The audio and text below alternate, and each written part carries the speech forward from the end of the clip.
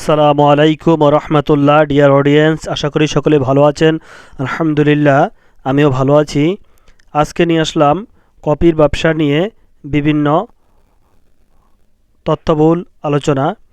আসলে এই কপির ব্যবসাটি এটি কিন্তু যারা করতে পারে তাদের জন্য একেবারে পানির মতো সহজ, আর যারা করতে পারে না তারা তাদের পক্ষে কোনো কাজই, যেই লোক বলে যে এই কফির ব্যবসা করতে পারবে না বা সে অক্ষমতা, তার দ্বারা জীবনের সমস্ত কাজই তার মানে অপারগতা, অক্ষমতা মনে হবে। কফির এই ব্যবসার মতো সহজ কাজ আর পৃথিবীতে আছে কি না জানি না। যেরকম চালানো লাগে অল্প, পুঁজি লাগে অল্প টাকায়, ব্যবসা মনে করেন যে এটা একেবারে সোজা, একেবারে সোজা। আপনার সমস্ত ব্যবসার লস আছে, হ্যাঁ, লস আছে, থাকাটাই স্বাভাবিক। কিন্তু কফির ব্যবসা লস নেই।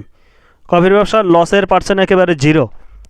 যারা নতুন উদ্যোক্তা হতে চাচ্ছেন বা এই কফির ব্যবসা করবেন, কফির ব্যবসা করার ইচ্ছা, আপনারা যদি আপনাদের আপনাদের মেন পুঁজি, মেন বেচাকেনায় আপনার মনোবল, মনের হিম্মত, আপনি যদি মনে সাহস নিয়ে এই ব্যবসায় নামতে পারেন তাহলে আপনি ব্যবসা সাকসেসফুল।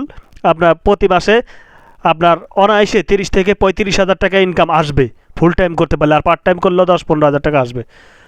তাহলে আপনারা চিন্তা ভাবনা যদি মানে ঠিক রাখতে পারেন, যদি মনোবল হিম্মত রাখতে পারেন, তাহলে ব্যবসা শুরু করে দেন দেরি না করে। এই যে ছেলেটিরা আপনারা দেখতে পাচ্ছেন, বয়স একেবারে অল্প, 16 কি 17।